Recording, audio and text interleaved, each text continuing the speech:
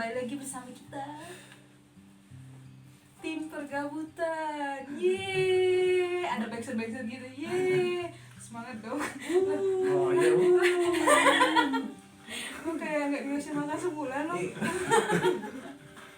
Nah, sekarang Ya, kalau kalian kenal sama dia, kalau ketemu di jalan udah nggak usah disapa, kerugiin soalnya.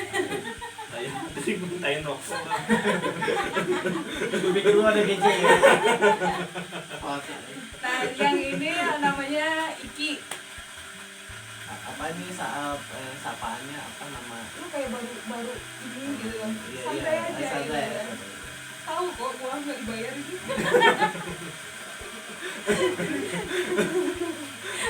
Kita nggak ada yang bayar lah. Makanya bikin lucu-lucu mungkin ini. Oh iya. Gitu. Jadi kali ini konten kita masih sama tema pergabutan sih sebenarnya. Tapi sekarang mah lagi gilirannya Iki ini buat bercerita tentang apa ya? Dari masih segini, sekarang udah segini gini nih. Pasti bermakna nih gue. Jadi dulu dia hidupnya susah. Sekarang Itu masih juga. dulu tuh udah susah, sekarang nyusahin gitu. Ini canda. Jadi kita sharing tentang apa ya? Tentang pengalaman kita, nggak usah Iki langsung kali ya, langsung kita semua aja sharing kali kan ya.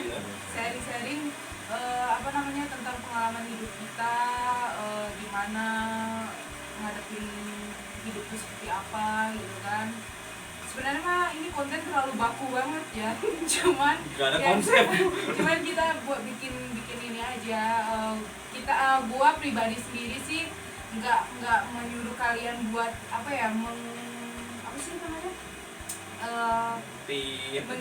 Mengikuti, bukan mengikuti. Jangan apa namanya? Jangan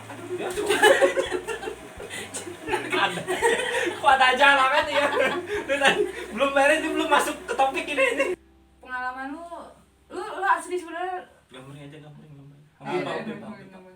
Ini apaan sih? Apaan sih? Alarium gambreng. Ih, curang banget lu. Berarti dia tadi udah hitam. Ya, Anjing. tapi sebelum Wow, dia- kalian dua berantem mulu. Gue dibolak-balik hitam dulu. Jadi kita mulai dari Iki kali ya, ceritain tentang pengalaman dia, kenapa bisa sampai di Bandung, gitu. Mempersingkat waktu aja kali ya, Iya. gitu. Lalu Ki gimana?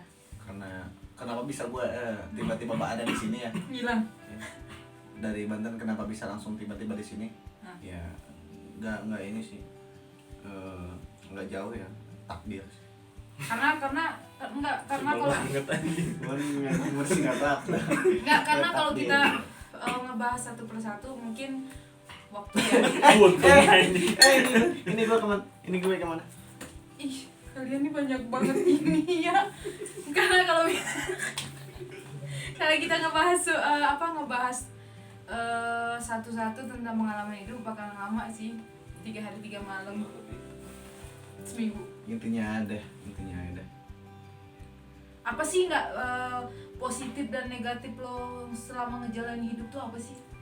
Maksudnya gini loh, pengalaman yang paling banget terburuk di hidup lo tuh apa sih? Sama pengalaman yang paling menurut lo, gua harus lagi. Wow, tapi gua harus lagi gitu. Sebenarnya menurut gue ya nggak ada ini sih yang namanya pengalaman buruk. Nggak ada sih menurut gue. Kan setiap pengalaman pasti ada titik Iya, di mana iya. kita di bawah, Iya, mana dan- titik kita di atas gitu. Iya, dan menurut gue nggak ada istilahnya dalam hidup ya, menurut gue ya nggak ada istilahnya apa sih buruk, segala buruk, indah, baik, enggak. Itu gimana balik lagi ke kitanya sih. Yang namanya itu gue nih agak cerita sedikit ya, gue tuh broken home tuh dari umur 4 tahun. Gue tinggal sama bokap ya kan, bokap babe ya. Nangis dulu. Ini usap. Kasihan nangis. Nah, kadang suka ya, suka sedih gitu kalau nyeritain bokap tuh ya. Aduh ya Allah, sedih banget. balik ke laptop. Jadi ya Broken Home tuh umur 4 tahun yang ikut sama Babe.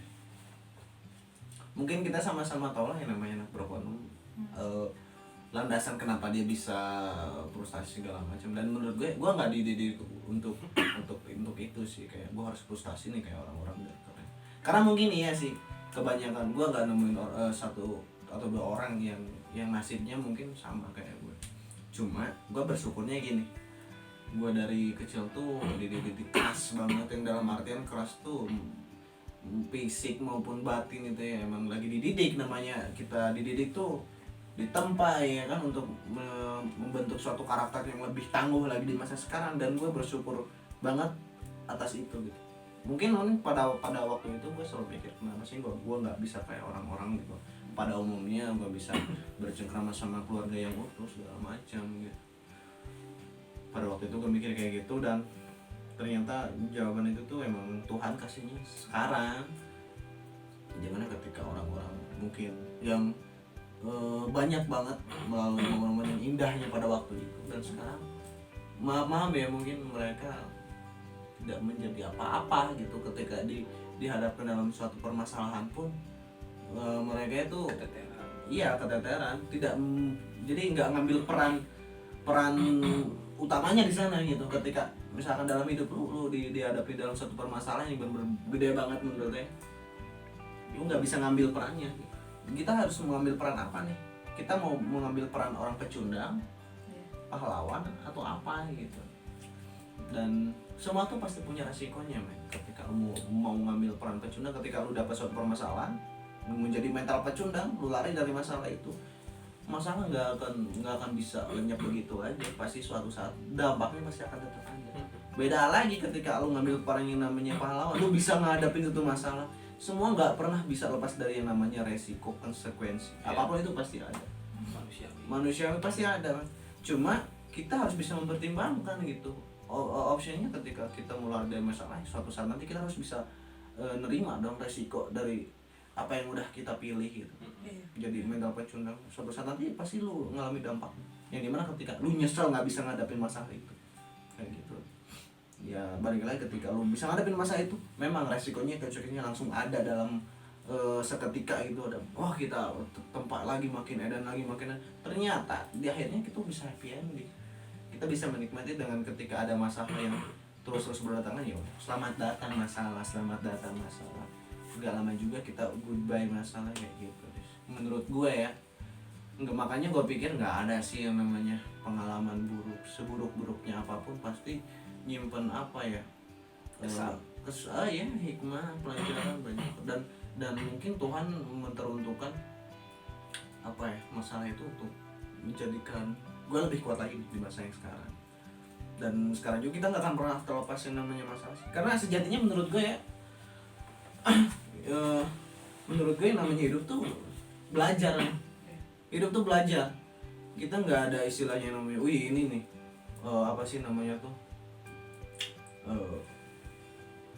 apa ya, kalau boleh disebut, kalau menurut gue tuh ini tuh apa ya namanya, guru kehidupan segala macam. Nggak ada orang ini. Sejatinya ketika kita punya guru juga masih belajar sama gurunya juga masih belajar sama gurunya. Tetap balik lagi, belajar. Hidup tuh belajar. Cuma yang pinter-pinter kita sih sekarang ya, gue suka aja kayak gini tuh, dengan adanya sharing session gini tuh membuat apa, alternatif lah untuk suatu hikmah dan pelajaran tuh. Misalkan lu bang, misalkan lu nge-sharing masalah kehidupan lu ke gue ya, dan gue bisa mendapatkan hikmah, pelajarannya, ilmu mungkin ya, dari lu tanpa harus melakukan hal yang sama kayak pernah lu lakuin. Kayak gitu sih. Ini kan balik lagi, pengalaman orang kan beda-beda gitu. Makanya siapa tahu dari pengalaman orang itu kita bisa belajar. Belajar. Sejatinya namanya hidup tuh belajar, mau dimanapun tuh belajar sih. Ibarat kata kita harus lebih banyak men-survive Iya. dunia kehidupan. Jangan stuck di situ aja. Gitu. Jadi jangan berpatokan cuman apa ya, cuman satu titik. Dunia lu luas cuy. Enggak kesurupan ya mana sih. Ada aja ya. Dunia tuh luas gitu kan. cuman gimana cara kita menyikapi sebenarnya ya. Iya. Menyikapi arah tujuan hidup kita itu seperti apa gitu kan. Ketika kita ngerasa mungkin sekarang kita ngerasa gagal nih, nggak mungkin kan kita mencobai hal kegagalan itu lagi. Pasti kita ada satu pemikiran, gue nggak boleh kayak gitu, gue harus lebih bangkit lah gitu kan. Gue harus bangkit gue harus belajar dengan kegagalan gue yang di masa lalu gitu kan. Ketika kita udah berusaha buat bangkit, ternyata kita gagal, coba lagi gitu. Itu namanya survive kehidupan sih menurut gue gitu kan. Cuman lu sebagai anak bapak orang lain anak broken home nih ya, ada nggak sih pesan buat anak-anak broken home nih? Gua ya, teman-teman gua tuh mungkin ada sebagian orang tuh anak broken home gitu kan, ada sebagian anak broken home. Ternyata ketika mereka dapat cobaan yang kayak gitu tuh mereka kayak melenceng kemana-mana gitu. Contohnya kayak misalkan, gua nggak menyebut nama, kayak misalkan pakai narkoba atau apa gitu kan, gitu. Karena mereka nyaman di situ. Nah itu, buat lu nih kan, kayak yang gua dengar cerita lu kan, lu anak broken home, tapi mungkin yang lu ada cerita yang mungkin nggak bisa lu ceritain gitu kan. Dari tanggapan gua, lu anak broken home tapi lu tetap tetap di jalur yang positif gitu. Maksudnya positifnya gini loh, nggak, emang sih kayak minum mabuk-mabukan itu udah normal cuy. Maksudnya bukan normal ya, manusiawi cuy. salah juga ya Ya manusiawi. sendiri ya. Iya, gua minum. Iya. Aku juga minum Kopi ya. Gitu kan, minuman Kopi. minuman alkohol kayak gitu ya gua minum. Panas gitu ya. kan. Anjir, gue ini lagi cerita serius bangke. Iya, Sob. Serius ini lagi momen serius nih. Coba dong manuknya, tolong dipinggirin, panas banget. Nah, terus pasti kan itu nakal wajar cuy, nakal kayak gitu tuh wajar menurut gua ya. Menurut gua nakal minuman hal kayak gitu wajar gitu kan. Ya mungkin ada sih lu Enggak, balik lagi sih kalau prinsipnya namanya. Iya. Setiap orang harus punya prinsip. Nah, Tapi menurut gue ya, gue nggak mewajarkan untuk hal itu. Nakal itu bukan suatu hal yang wajar menurut gue. Ibarat kata ada pepatah yang bilang, lu boleh nakal asal masih dalam batas wajar ya kan. Lebih ke fase sih menurut gue ya. Dan tidak diwajarkan juga menurut gue ketika lu bisa antisipasi ketika misalkan suatu saat nanti virus. antisipasi ketika misalkan suatu saat nanti kita punya anak ya kan, dia punya masa-masanya segala, lebih ke fase pengembangan diri, dia mencari jati diri dia, dia bakal ke arah yang mana nih gitu kan, lebih ke mencari sih. Tapi tidak selalu harus minum dulu, misalkan kayak mabok dulu, narkoba dulu segala, nggak harus. Ketika lu bisa nemuin diri lu lewat pengalaman hidup lu tanpa harus nyentuh barang haram itu semuanya, kenapa enggak men gitu kan. Nah makanya kan kadang kan kebanyakan, maksudnya bukan kebanyakan anak broken home kan terkadang langsung ketika mereka udah terjerumus ke hal kayak gitu, udah yang kata Kang Daniel bilang terlalu nyaman gitu kan. Kenapa sih dia tuh nggak coba bangkit gitu? Pergaulannya kan stuck gitu. Mungkin ya kalau misalkan gue bisa ngomong karena emang gue udah udah ngelewatin masa-masa itu, dan mungkin gue juga nggak menyalahkan orang itu juga sih, karena juga gue juga pernah ada di posisi mereka gitu. Posisi di saat itu tuh kayak ibaratnya gini loh, ketika pada waktu itu gue pada masih sekolah dasar SD, gue merasa dibodohin banget sama orang tua gue.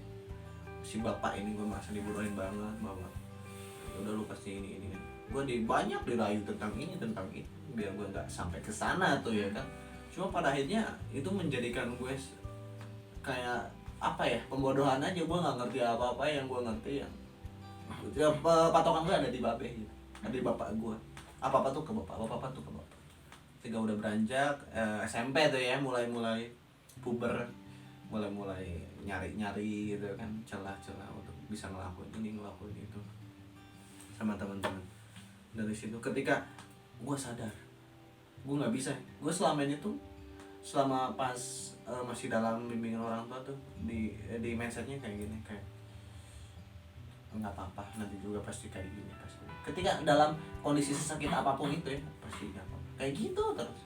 Padahal gue tahu itu kita tuh pada waktu itu ya, gue sama bapak gue kita tuh sedang tidak baik-baik aja, dalam artian kondisi keluarga segala macam, tapi dia selalu memberikan suatu apa ya kayak masukan positif, ya udah kita baik-baik, nggak ada apa-apa, nggak akan mungkin terjadi gitu kan. Yang dimana ketika kelabu sih menurut gue di terima kebunya kelabu itu maksudnya apa gitu. Setelah gue mulai SMP kan gue nyari kan masa puber kan, fasenya di umur segitu tuh lagi bener-bener nyari celah. Kenapa sih dia, pokoknya anak-anak di umur segitu tuh pengen cari jawaban ya, dia mencari suatu alasan kenapa ini bisa kayak gini, kenapa ini bisa kayak gitu, mencari kayak gitu sih. Dan kenapa bisa sampai ke narkoba, karena ya pertama faktor lingkungan juga ya kan yang ngebawain, karena ya posisinya di sana tuh masih kita tuh mencari banget gitu, kenapa bisa kayak gini, kenapa bisa kayak gitu. Ketika kita pengen tahu jawaban itu dari sekeliling kita, dari orang-orang gitu ya, kita mau nggak mau ngikutin apa yang mereka lakuin, kita lakuin gitu kan. Ibaratnya ada beberapa kayak pemberontakan yang mungkin orang tua kita bilang jangan gini, tapi kita berontak karena kenapa, kita nggak diberikan suatu jawaban yang benar-benar tulus, dari bukan tulus ya, jawaban yang benar-benar jujur. Dari situ sih kenapa bisa nyentuh ini. Kita tuh banyak melakukan suatu bentrok apa ya, pemberontakan dengan aturan orang tua, karena kita apa ya, mungkin dalam manusia marah-marah ya. Kenapa kita tidak dikasih jawaban yang jujur ketika dalam apa ya umur segitu tuh, bener-bener Pak kenapa sih gue pengen itu kita, lu misalkan gini kasih, lu ngapain sih be kayak gitu, udah lu nikah lagi aja sama ibu, bilang gitu kan. Cuma kan nggak mungkin pada umur segitu kan nggak tahu apa-apa ya, namanya rumah tangga ya, yang namanya orang tua siapa sih yang nggak mau gitu kan, bisa pengen balik lagi kayak. Cuma ya emang itu tadi problemnya, kita nggak pernah tahu apa-apa, dan ketika nanya pun ya belum saatnya kita tahu, mungkin kayak gitu sih. Dan orang tua juga nggak mungkin ngasih tahu alasan yang jujur ketika umur kita belum siap gitu kan. Yang ada nanti malah petaka gitu. Tapi orang tua lu lengkap kan? Maksudnya Masih ada.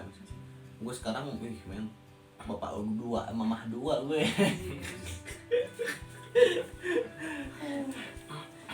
Tapi Kang Daniel juga sama. Gimana ini bisa sampai ke Bandung kayak ini? Takdir. Takdir pertama udah pasti takdir. Iya benar. Jangan sih. nangis ya. Ya memang benar sih, takdir tuh apa ya? Ya gitu. Cuman ya perbedaannya gitu kalau aku mah.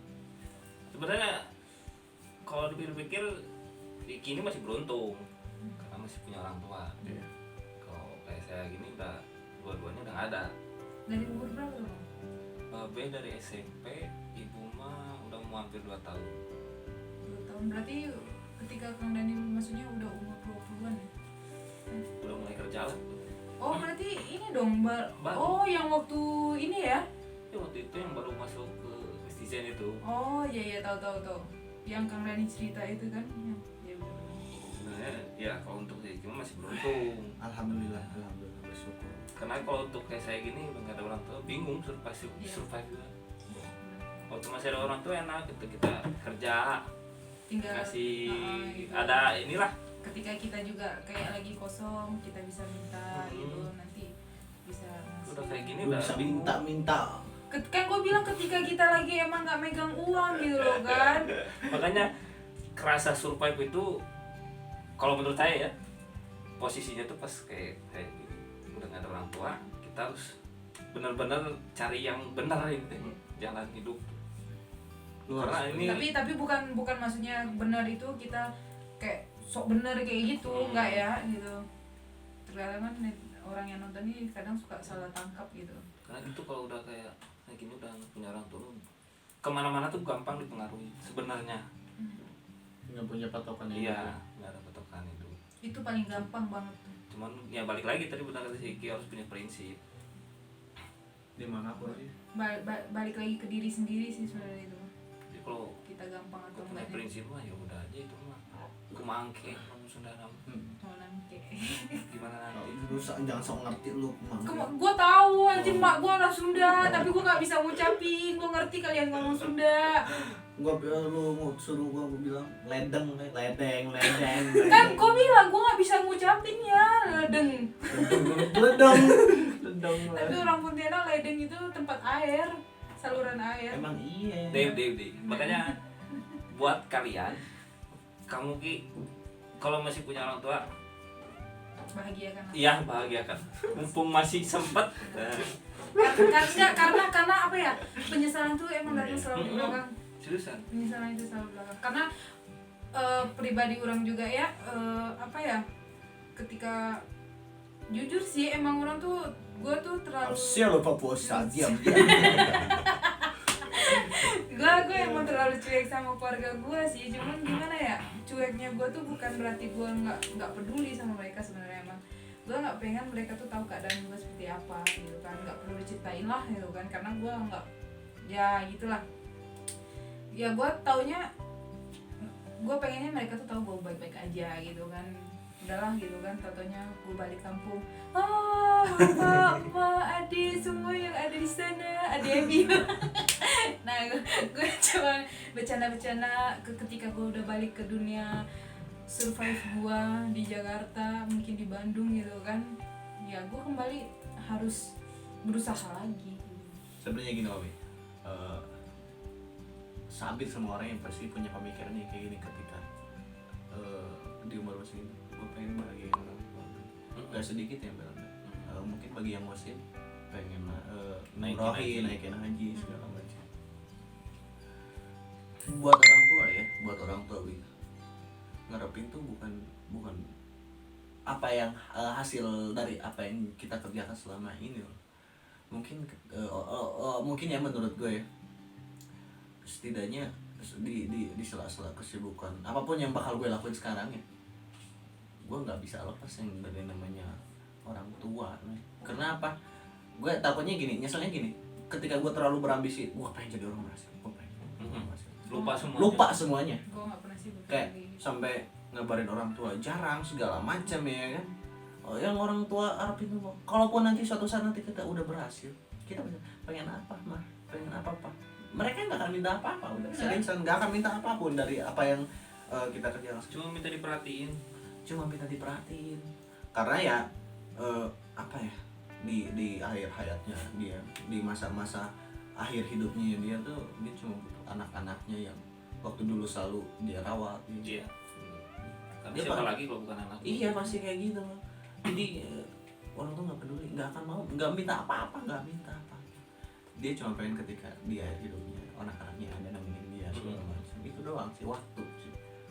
Makanya gue belajar dari yang udah ya kan, segimanapun begini, pencapaian sebesar apapun nih bagi yang udah mencapai semuanya, udah dia punya perusahaan gedongan, lu tinggal segala macam. Ngomong-ngomong lu gini Wi, lu seolah-olah gue ini aja. Iya, seolah-olah gue yang neraka banget aja sama orang tua gue. Gini loh Wi, anjir. Jadi gini. Jangan ke aing.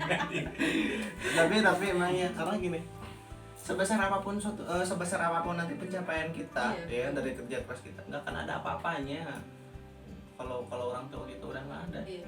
Kita mau persembahan itu buat siapa? Benar. Iya kan? Ya, ibarat kata tuh kayak ada yang hilang, Jadi- kayak lagunya Ipang ada ya. Jadi yang jatuhnya nanti suatu saat nanti yang ada frustasi, stres. Kita tuh ngelakuin itu capek-capek buat apa sih? Misalnya yang ada nanti nuntut sama Tuhan, tidak adil banget sih. Ya, makanya Jangan- salah diri lo sendiri. Kenapa?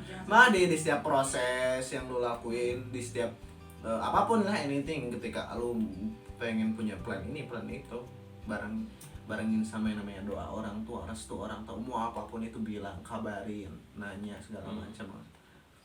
Rentan banget Iya, kan? tapi gue belajar dari dari pengalaman itu sih, menurut gue ketika gue udah ngerasa orang yang benar-benar gue sayangin, orang gue cintain gitu kan, itu benar-benar hilang gitu, pergi gitu kan, dan nggak bakalan balik lagi. Iya. Itu yang menurut gue yang bikin gue bukan sadar, maksudnya bikin gue sadar tuh ternyata komunikasi itu penting cuy. Iya. Gitu. Komunikasi itu penting. Sebenarnya gue bukannya komunikasi gue nggak penting, itu menurut gue bukan maksudnya bukan kayak gitu. Jadi gue nggak kepengen, gue tuh nggak kepengen apa ya, ada gue ngabarin buat kontek-kontekan. Gue paling sering tuh kontekan sama kakak gue gitu kan. Gue paling jarang yang namanya kontekan sama bokap gue, palingan teleponan sebentar doang gitu kan sama mak gue gitu kalau lagi lama-lama. Cuman kalau gue paling lama tuh ya, maksudnya paling sering kontekan tuh sama kakak gue gitu kan, ya sharing sama kakak gue kayak gini-gini, gue punya masalah kayak gini, sharing sama kakak gue. Ya terkadang gue kadang suka nggak cerita sama kakak gue tuh kayak gue diomelin, emang salah gue gitu kan, emang salah gue. Cuman ya kayak males gitu, gue pembangkang juga cuy gitu kan, pembangkang juga orangnya. Tapi pembangkangnya itu bukan kayak pembangkang kayak gimana gitu. Dan menurut gue ya emang iya gitu kan, komunikasi itu emang bener ya, emang penting banget gitu kan buat keluarga Ya, gitu kan. apalagi sekarang udah canggih kan. Iya, ya WhatsApp gitu kan. Telegram ya. Dulu masih pakai Japati, kantor pos. Japati. Yang pakai Kita capek di tengah jatuh dia.